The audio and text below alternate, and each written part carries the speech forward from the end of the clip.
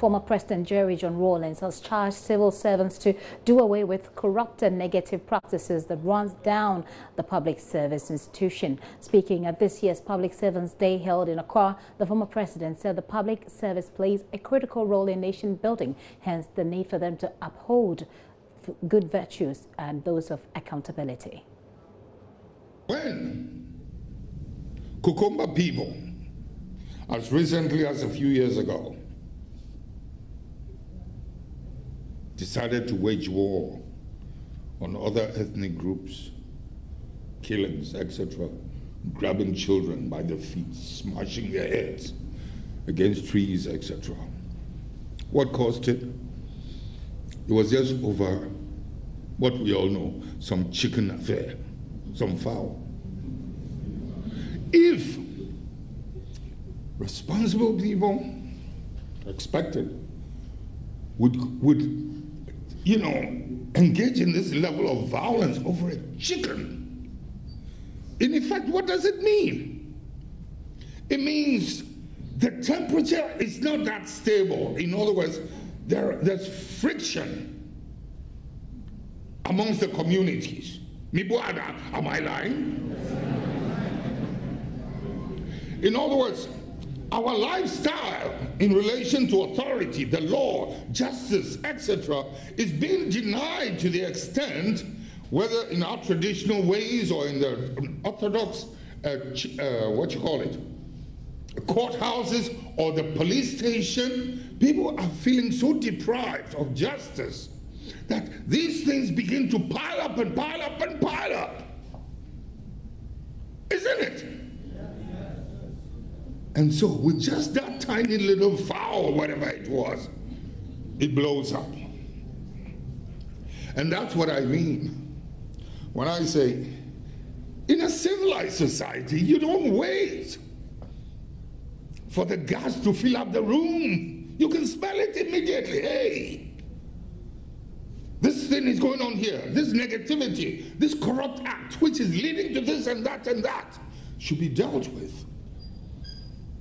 And that is what ensures the stability of a society, of a community. But when we do away with it, all kinds of things happen.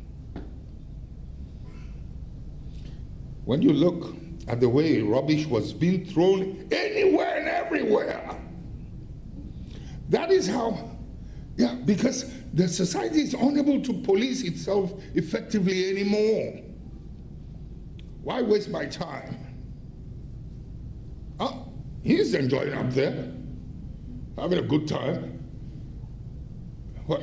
So why should I be expected to be a disciplined citizen, to be a patriot, to not engage in corruption? His form of corruption is to dump the rubbish by the roadside, on the motorway, or further, etc.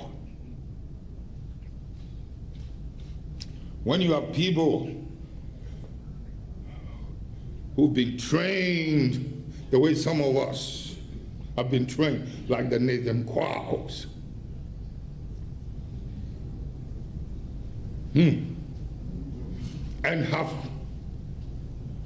power, authority, to influence, to advise, and to take the advice, things of this nature wouldn't happen. But we become we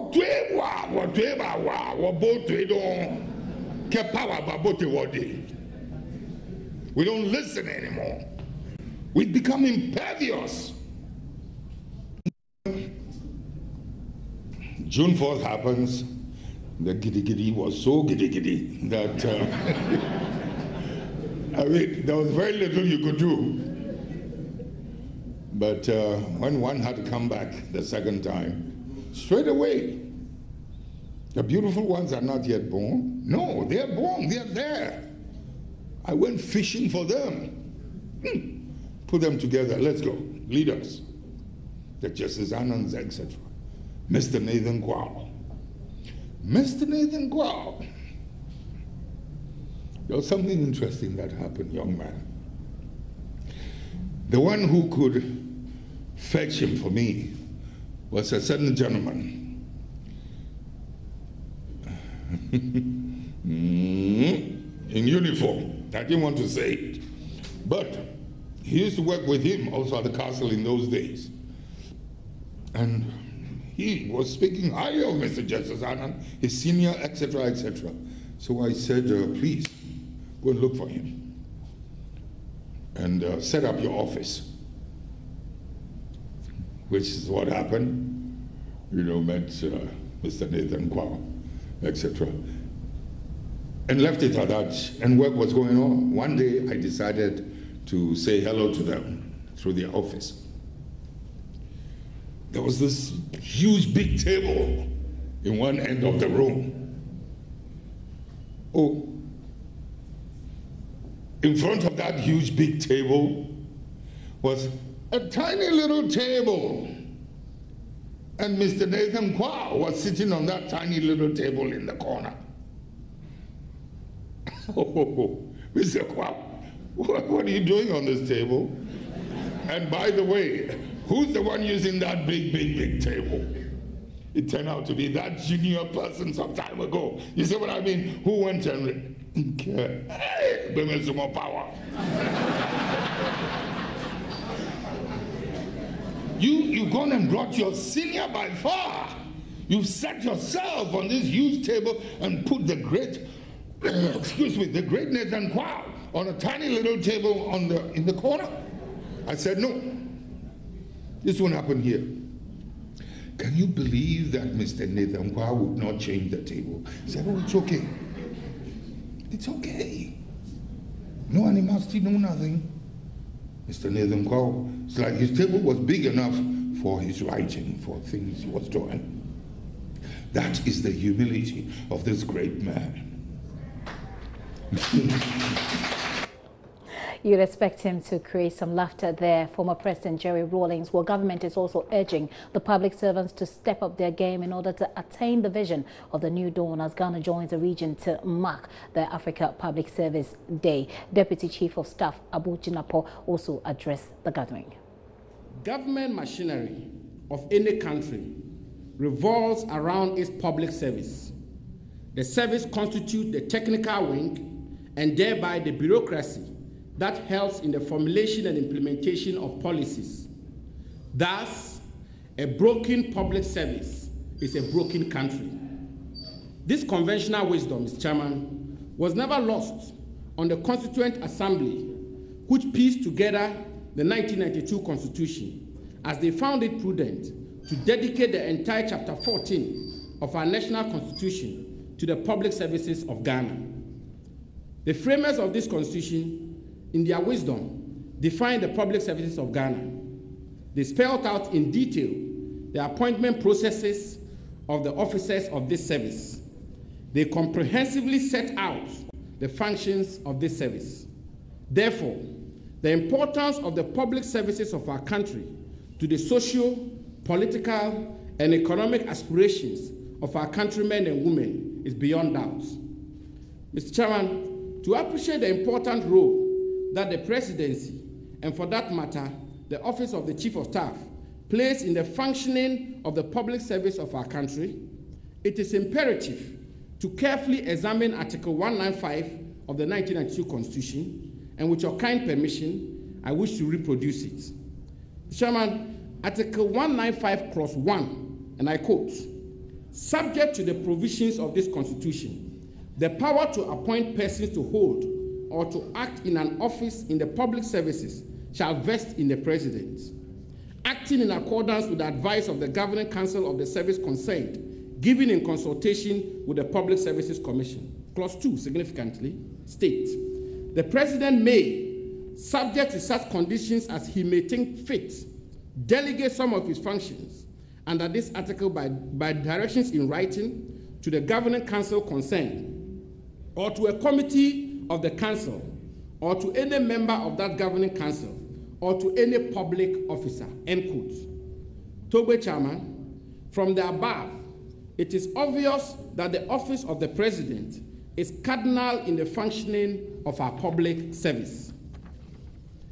It is from the foregoing that the Honorable Chief of Staff, Akosua Frema Osei Opare, has instructed me to send her extraordinary solidarity to this gathering. She finds the timing and theme for this occasion, quote, entrenching a citizen-centered service delivery culture, partnering with youth for Africa's transformation, end quote, most appropriate. Mr. Chairman, 60 years on of Ghana's nationhood, it is without doubt that our country is experiencing a new dawn. A new government is being constituted. There's a new sense of consciousness. There's a new demand for accountability from our people. There's a new national leader, President Nana Addo Dankwa Akufo-Addo, who has set for us all a new vision for a new Ghana. The clarity of this vision, to my mind, is set out in his State of the Nation address delivered to Parliament on 21st February this year. Togbe Chairman, permit me to quote from this speech in order to situate the importance of the Africa Public Service Day in its proper context. And I quote, "We will set upon the path to build a Ghana that is not dependent on charity, a Ghana that is able to look after its people through intelligent management of the resources with which it has been endowed. This is our path, and this path offers a new Ghana. This Ghana will be defined by integrity, sovereignty, a common ethos, discipline, and shared values.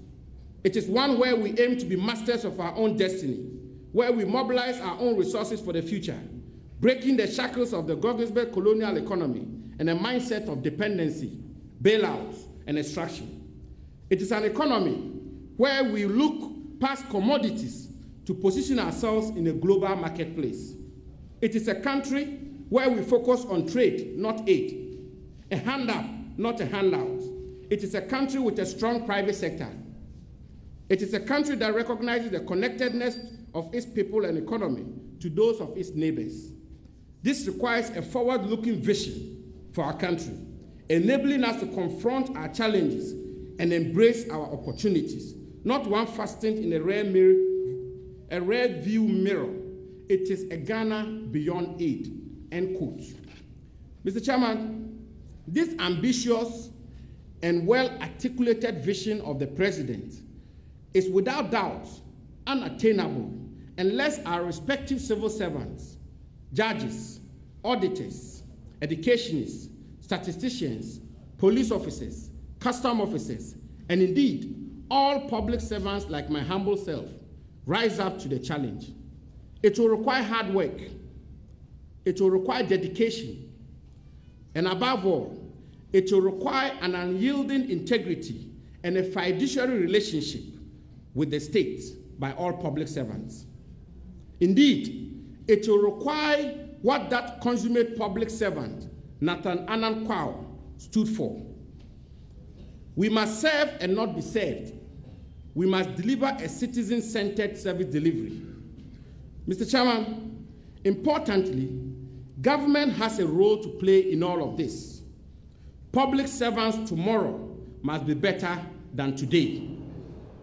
Deputy Chief of Staff Abu Jinapo there. Well, the usual culprits of corruption have been politicians, but recent incidences involving public servants, of course, have raised concerns about the role of public servants in corruption and creating loss to the state. They, on the other hand, have consistently complained about the conditions under which they have had to discharge their duties to the state. Here is the head of civil service, Nana Jakum Jamna.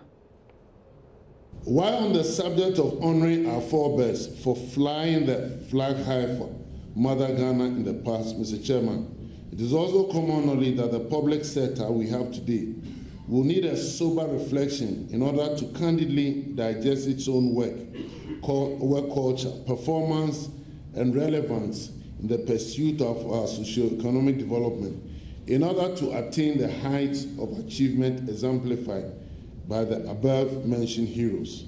We need to stay committed to the vision to reform our public sector by making it more efficient and effective. Incidentally, Mr. Chairman, the theme for this year's celebration, entrenching a citizen-centered service delivery culture, partnering with the youth for Africa's transformation, could not have been chosen at a more appropriate time. All over the world, we are facing major challenges with youth unemployment, a situation which I consider the biggest single threat to our collective national security, stability, and progress. Indeed, a new phenomenon is emerging, and we cannot ignore its potential impact on our national development efforts. Mr. Chairman, as you speak, the statistics on NEET, N-E-E-T, an acronym for the youth not in education, employment, and training, is mind-boggling in sub-Saharan Africa. As of 2016, the youth aged 25 to 34 recorded the highest NEET rate of 46 in South Africa compared to other age groups, with adults aged 35 to 64 recording 42.7%, and those aged 15 to 24 at 31.2%. Mr. Chairman, these figures are doubling fast in sub-Saharan Africa, and it is estimated that if something radical is not done to curtail this problem, 70